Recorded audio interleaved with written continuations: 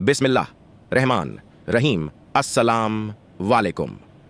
इस वीडियो में हम बात करेंगे रूहानी ताकत के बारे में कि रूहानी ताकत किस तरीके से हासिल की जा सकती है, किस तरीके से रूहानी पर्दों को अपने ऊपर खोला जा सकता है, किस तरीके से रूहानी जलवे अपनी आंखों से देखा जा सकता है, किस तरीके से आप रूहानी ताकत से लोगों की मदद कर सकते हो, किस तरीके से आप रूहानी ताकत से एक जगह से दूसरी जगह जा सकते हो। देखो दोस्तों, रूहानी ताकत के 7 पर्दे मौजूद है, जो कि हर पर्दे में करिश्मे और मोजेजा छुपे हुए हैं। इसके पर्दे बहुत ज्यादा है, लेकिन मान लो अगर एक पर्दा आपके ऊपर खुल जाता है तो आप दुनिया में सिकंदर बन जाते हो।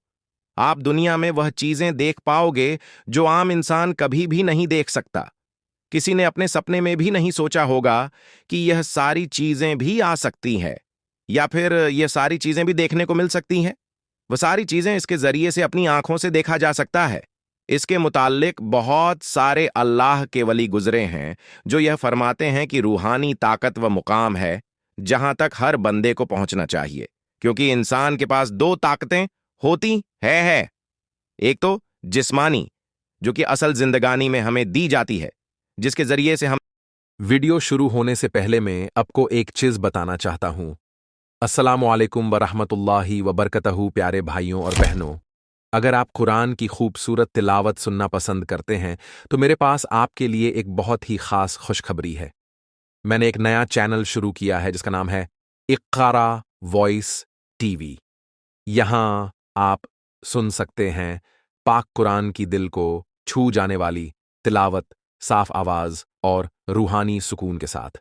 मैं आप सबसे दिल से गुजारिश करता हूं कि आप मेरे इस दूसरे चैनल इक्कारा वॉइस टीवी को जरूर सब्सक्राइब करें और बेल आइकन भी जरूर दबाएं, ताकि हर नई तिलावत की जानकारी आपको सबसे पहले मिले। और खास तौर पर मैंने सूरह अल फातिहा की बहुत ही प्यारी और सुकून देने वाली तिलावत अपलोड की है। आपसे गुजारिश है कि जरूर जाकर सुनिए। वीडियो का लिंक डिस्क्रिप्शन में दिया गया है। सुनिए, सुकून पाइए और इसे अपने दोस्तों और घर वालों के साथ शेयर कीजिए। अल्लाह ताला हम सबको कुरान से मोहब्बत करने की तौफीक अता फरमाए। चल पाते हैं, फिर पाते हैं, काम कर पाते हैं और खाना खा पाते हैं। ये सारी चीजें जिस्मानी होती है। किसी वजन को उठाना हो तो उसको उठा भी सकते हैं।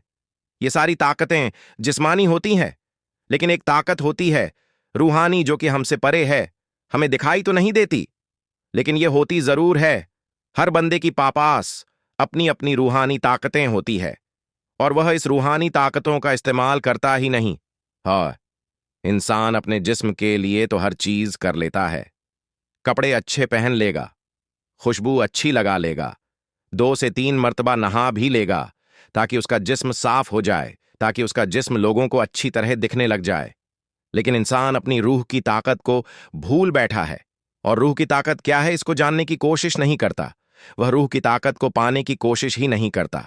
जबकि असल देखा जाए तो हमें तो रूहानी ताकत को हासिल करना चाहिए, क्योंकि रूहानी ताकत हर वलियों के पास मौजूद हुआ करती थी, हर उम्मती के पास हुआ करती थी। जो भी सरकारें 2 आलम सल्लल्लाहु ताला अवसल्लम के नक्शे कदम पर चलता है, उसके पास रूहानी ताकत जरूर होती है। और यह कैसे मिलती है? अपने रूह को, अपने नफ्स को मारने से और अपने रूह को बेदार करने से। यानी कि हर किसी की रूह जो होती है वह सो जाती है, उसको भी किसी चीज की जरूरत होती है जो कि इंसान दे ही नहीं पाता। अक्सर आपने देखा होगा कि आपका दिल कभी कभार यह करता है कि चलो आज नमाज पढ़ लो। कभी कभार आपका दिल यह कहता है कि चलो आज खैरात कर दूं। कभी कभार आपका दिल यह कहता है कि चलो आज अल्लाह के वली के मज़ार पर जाओ। कभी कभार आपका दिल यह कहता है कि चलो आज कुरान पढ़ लो। जबकि यह आपका दिल नहीं होता, बल्कि यह रूहानी ताकत होती है जिसको इन सारी चीज़ों की ज़रूरत होती है, और वह अपनी ज़रूरत को पूरा करना चाहती है। लेकिन इंसान पूरी तरीके से गफलत में पड़ चुका है। उसका दिल कहने के बावजूद भी वह दुनिया के ऐशो आराम में मशगूल हो जाता है और इन सारी चीजों को छोड़ देता है।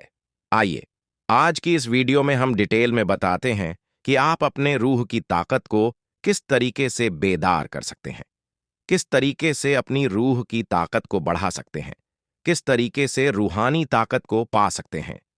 रूहानी ताकत में आप यह बात समझ लो कि इंसान को एक जगह से दूसरी जगह जाने के लिए किसी चीज की जरूरत पड़ती है, किसी सवारी की जरूरत पड़ती है, या फिर कार या फिर टैक्सी की जरूरत पड़ती है। लेकिन रूह को कभी भी इन सारी चीजों की जरूरत नहीं पड़ती।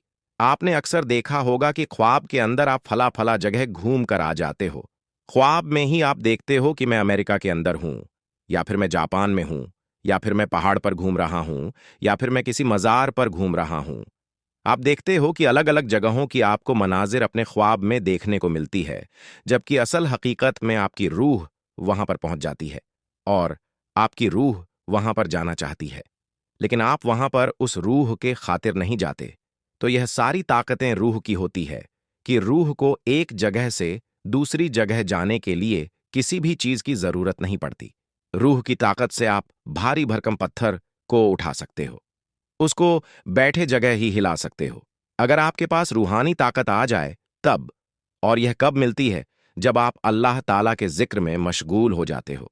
हुजूर गौस आजम जिक्र इतना ज्यादा किया करते थे कि आप कभी कभी गश खाकर यानी चक्कर आकर गिर जाया करते थे।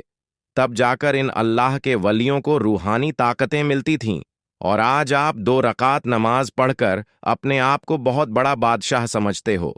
आप यह सोचते हो कि मैंने बहुत बड़ा काम कर दिया, जबकि यह हकीकत नहीं है। अगर आप भी रूह की ताकत या फिर रूहानी ताकत हासिल करना चाहते हो, तो अल्लाह ताला का कोई भी इमे आजम को अपना इमे आजम बनाओ और उसको पढ़ना शुरू कर दो, और उसको इतना पढ़ो, ऐसा पढ़ो कि उसमें पूरी तरीके से मगन हो जाओ, दुनिया की हलावत को भूल जाओ और अल्लाह ताला से लौ लगा लो। यह तब मिलती है जब इंसान अपने आप को पूरी तरीके से गर्ग कर देता है, अल्लाह ताला के इश्क में पूरी तरीके से दुनिया को भूल जाता है। जब इंसान दुनिया को छोड़कर अल्लाह के लिए जब इंसान दुनिया को छोड़कर अल्लाह के लिए रातों में उठकर उसके लिए इबादत करता है और उसका जिक्र करता है, तो फिर अल्लाह ताला का यह फरमान है कि तू जहां पर हमें पुकारेगा हम वहीं पर पुकारेंगे। तो अगर किसी महफिल में हमको याद करेगा, तो हम यहां फरिश्तों की महफिल में तुझे याद करें। दोस्तों, रूहानियत का जो सफर होता है, यह बहुत ही ज्यादा उम्दा और बहुत ही ज्यादा बड़ा होता है। यह इतना बड़ा सफर है कि जिसको आसानी से पार नहीं किया जा सकता, और इसको वही बंदा कर सकता है। जाल आर्लान अर्थ, हे अल्लाह, मैं तुझसे कब्र के अजाब से, जहन्नम के अजाब से, जिंदगी और मौत के फितने से और दज्जाल के फितने के बुराई से पनाह मांगता हूँ। नरनान वजीफा 1 सूरह मुल्क की तिलावत। हदीस के मुताबिक जो व्यक्ति सूरह मुल्क की तिलावत करता है उसे कब्र के अजाब से बचाया जाता है। सूरह मुल्क सूरह नंबर 67 का रोज रात को सोने से पहले पढ़ें। 2. तौबा और इस्तिगफार। रोजाना अपने गुनाहों की माफी मांगे और अल्लाह से तौबा करें। अस्तगफिरुल्लाह को 100 बार पढ़ें। 3. 5 वक्तंस की नमाज की पाबंदी। नमाज कब्र के अजाब से बचने के लिए सबसे अहम है।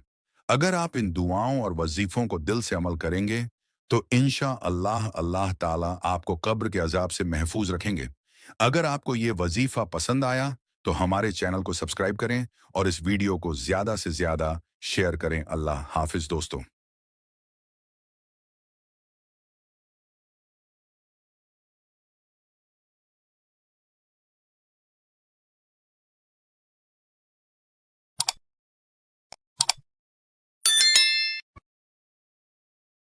आप रोजाना बीमार व्यक्ति पर सूरह यासीन पढ़ें और अल्लाह से दुआ करें कि वह शिफा अता करें। इंशा अल्लाह जल्द ही बीमारी दूर हो जाएगी। ये सूरत हर तरह की परेशानियों को दूर करने, रिस्क में बरकत पाने और दुआओं की कबूलियत के लिए बहुत असरदार मानी जाती है। अगर कोई शख्स इसे सुबह पढ़ता है तो पूरा दिन अल्लाह की रहमत में रहता है, और अगर रात में पढ़ता है तो रात भर फरिश्तों की हिफाजत में रहता है। रिस्क और बरकत के लिए अगर आपको ऐसा लगता है कि मेहनत के बावजूद बरकत नहीं हो रही या पैसा आते ही खत्म हो जाता है, तो रोजाना फज्र के बाद, और अगर किसी को यह मालूमत पसंद आए तो इसको आगे शेयर करें ताकि ज्यादा से ज्यादा लोग इसका फायदा उठा सकें। अल्लाह ताला हमें कुरान पर अमल करने की तौफीक अता फरमाए। अमीन।